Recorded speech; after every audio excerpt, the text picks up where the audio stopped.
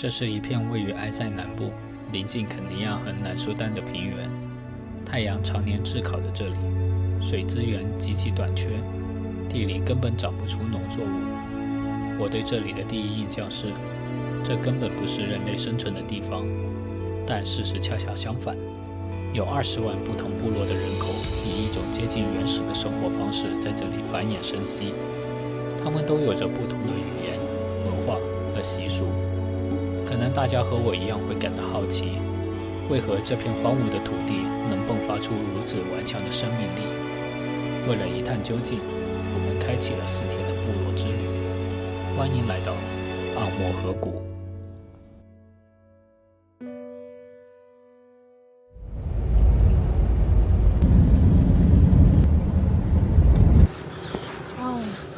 累死了，坐了5个小时的车。是的，我们从空手过来，坐了5个小时的车，屁股都要烂了，真的。但是有个好消息，老哥刚刚跟我们说我们赶上了那个红泥族，就是那个叫做哈莫尔族，是吧？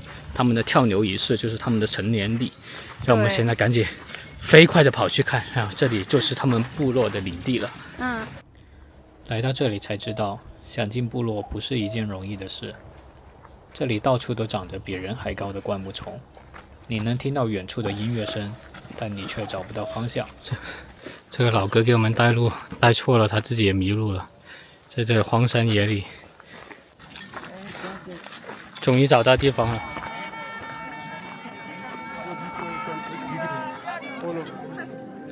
这是我们第一次见到部落人，看着他们身上五彩斑斓的衣服和奇特的头饰，在这样荒郊野外的夕阳下跳舞，一股原始的野性扑面袭来。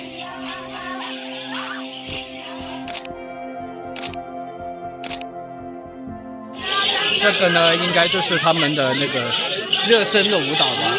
就其实这就像一个表演，你看旁边这里人全部坐满了在喝咖啡，然后他们就像是暖场仪式。然后等一下的主角呢，重中之重呢就是跳牛。在这里，我们看到了一个匪夷所思的画面：族群的女人会要求男性用树藤鞭打自己，他们相信自己身上伤痕越多，就会获得越多的爱。得不到鞭打，他们还会生气，所以几乎每个哈莫尔女人的背上都布满了爱的印记。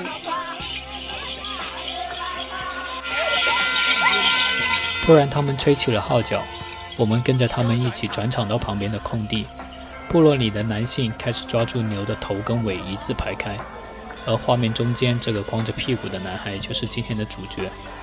在牛背上这么来回跳几趟，他就完成了自己的成年礼。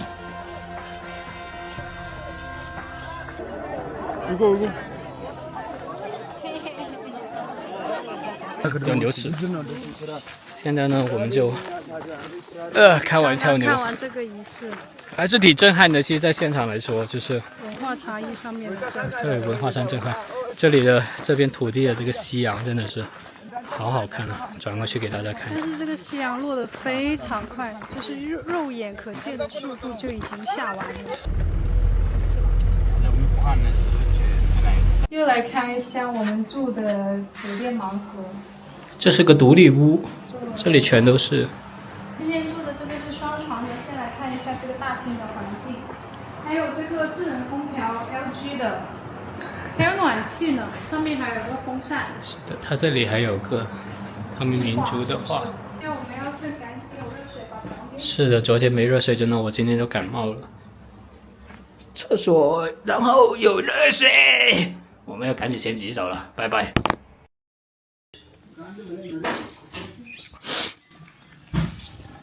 早上好，就是第2天在图米，然后我们后面这2天的行程呢，就全都是看部落了，真正的部落，不再是村落。然后我们现在在吃早餐，不止我们在吃，他也在吃啊。吃完早餐，我们开车去肯尼亚边境看一个游牧部落。一路上看到很多部落人顶着太阳赶30公里的路去镇上卖羊或者咖啡豆。当时外面已经30多度了，不得不再次感叹，这里的人真的不怕热。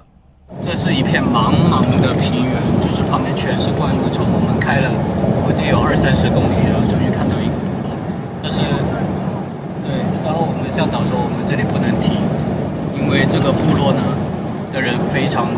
aggressive。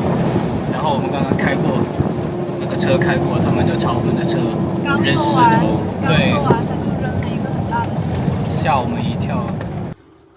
开了2个小时，我们来到今天要参观的第一个部落 Dasench。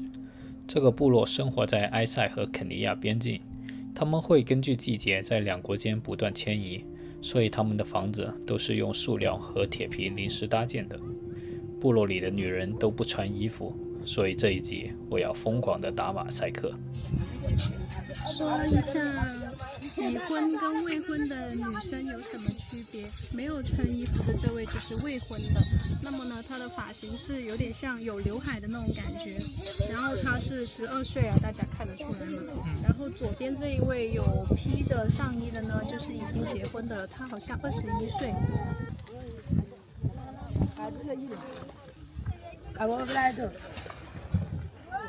里面有个小孩，他刚刚在吃饭。哇！我现在进了这里，现在外面是30度，我感觉里边有35、6度，它还在烤火。而且这个屋子是铁皮屋哦，一片片的铁皮围成一个像草包一样的房子。这里面真的巨热。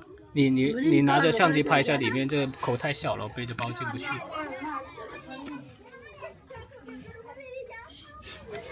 这里面就是这样子的构造，在烤火。Can you get here? When will they use this house?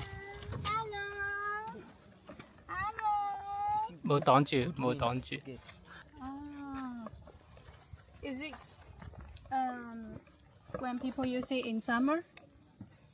When at rain season and they have a rain season and dry season.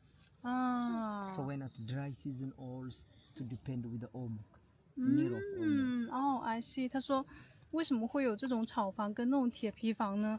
就是一个冬夏的使用的一个区分吧。对，草房进来明显就会干燥一点，也凉快一点。Then they look to the teeth. She's from the Dasani tribe. This one her passport. 刚刚说到牙齿是他们的护照，他们会因为季节哪一边更宜居就搬去哪个国家，因为这里是边境的地带嘛，所以就这样子舌头顶出来，就来识别他们的身份。然后还有个问题呢，就是他们的小孩也不知道自己的年龄，也不会去记这个的。他们不知道自己小孩什么时候生的，从来不会记这种。是的。无国界的自由民族，对，他们就是无国界的自由的民族，没有埃塞的身份证，也没有肯尼亚的身份证，他们就是自由的生活在这片土地上面，没有任何的约束。这是他们部落的卖手信的地方。我在肯尼亚也有上课教他们穿这种衣服。上课的时候教吗？对，教那些小孩穿这个。哦，就是拿来售卖的是吧？对。这个妈妈在怀孕，所以我们就决定光顾她，买一条这种可以带回国的手链。是的，它这里很多牙齿啊，什么鳄鱼、獠牙那些我们带不回去的。鳄鱼鳞片之类的，太常见了，在他们这里。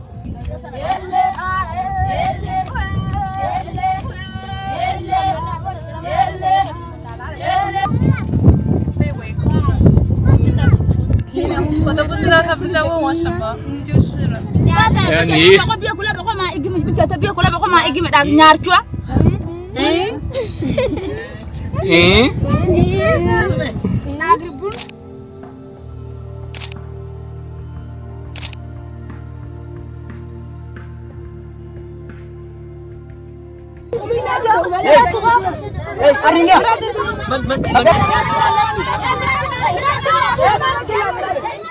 分堂真的是现场一片混乱，我感觉我进全都在抢，吃了一口的灰，满嘴满脸都是灰。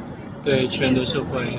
然后刚刚塞了给那个最高个的红色衣服的那个男的，给他塞了，是他说他们是这村长，给他塞了200比尔，然后他就把那小孩给赶走。没有秩序可言。对，没有秩序可言，所以我们才能脱身，现在都赶紧离开了。回程的路上，我们遇到一个发生在2天前的车祸现场。有2个游客因为得不到及时救治而去世了。向导说这里没有任何的救援条件，如果发生这样的意外，那就只能听天由命。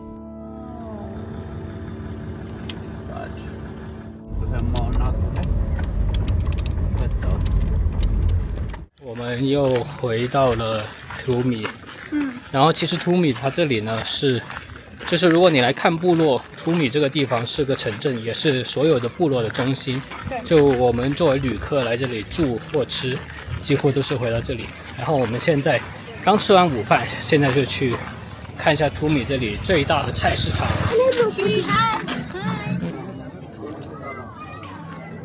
终于见到传说中的用轮胎做的拖鞋了，是不是？给你买一双吗？给你买一双。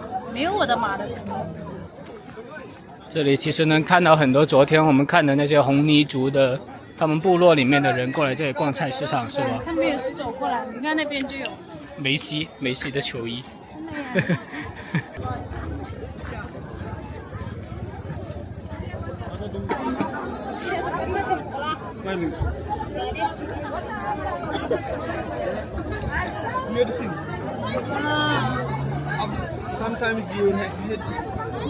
真的呀。是一种药，是吧？我差点中毒了，真的。他说这是一种药，是不是？就是你头疼什么的会，你那鼻子上面。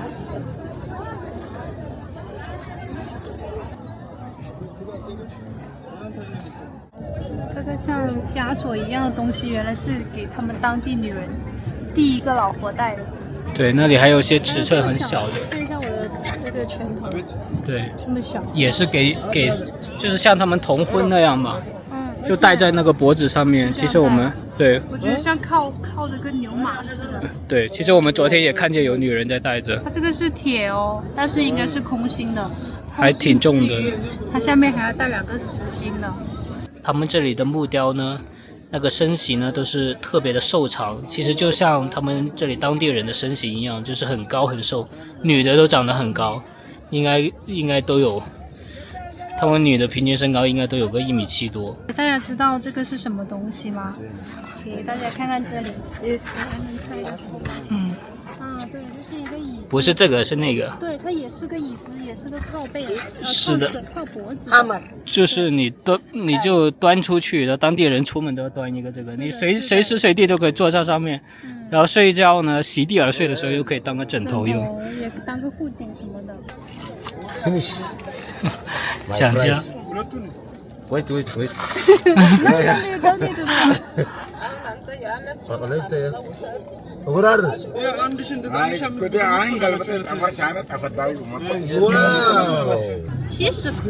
多块钱买的，还买了一个这个是最贵的，这个1000多少？1500比尔。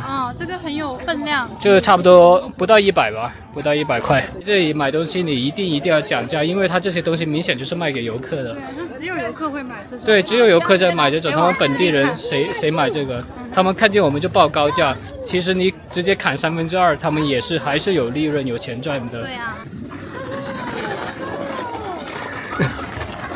它这个车只是用一个油桶。对，一个什么容器做的，还挺像的。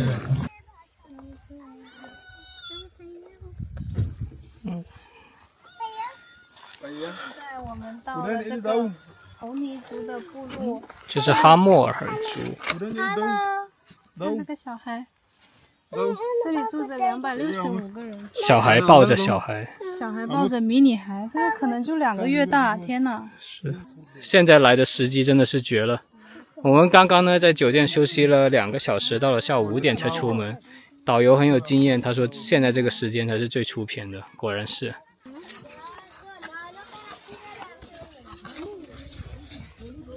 这是他们的厨房吗？是的，反正都是热，非常热，对，就不进去了。还有很多苍蝇。是的，太多苍蝇了，满脸都是。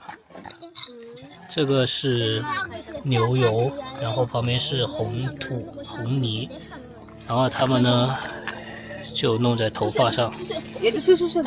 这是他们自己对头发的一种保养，所以为什么叫他们是红泥族？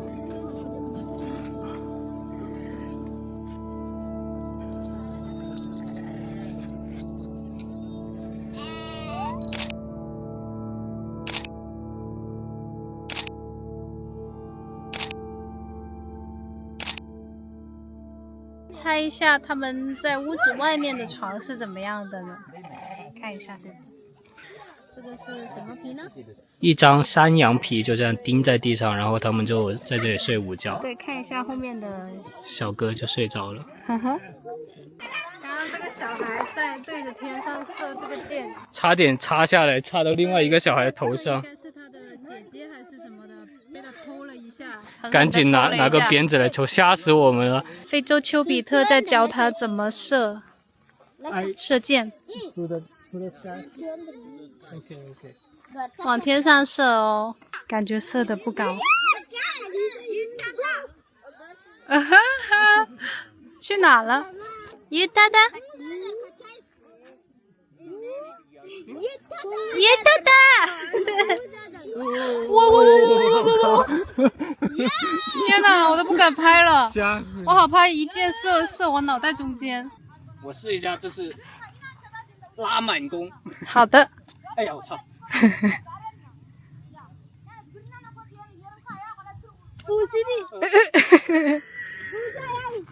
不是要，射的也太烂了。他害怕被他姐姐揍，不是很敢射。然后我们的导游大哥说：“没事，他告上去了。”不是，别说我不射了还不行吗？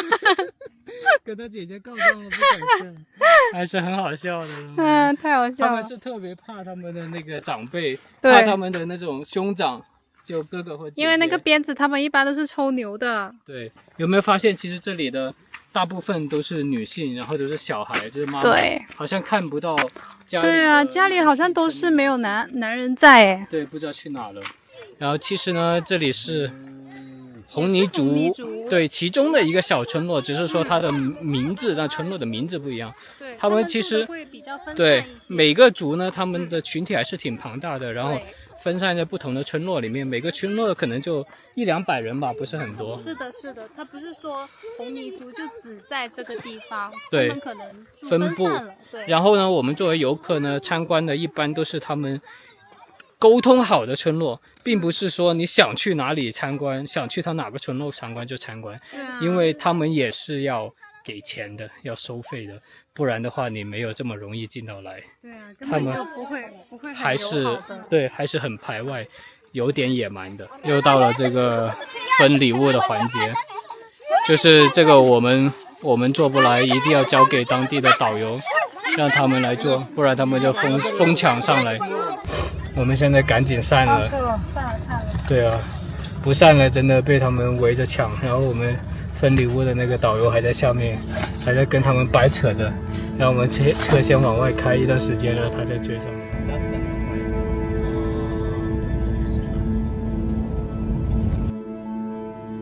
我猜他带着枪，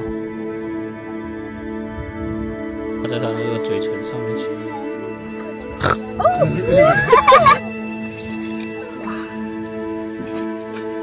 好烫！喂！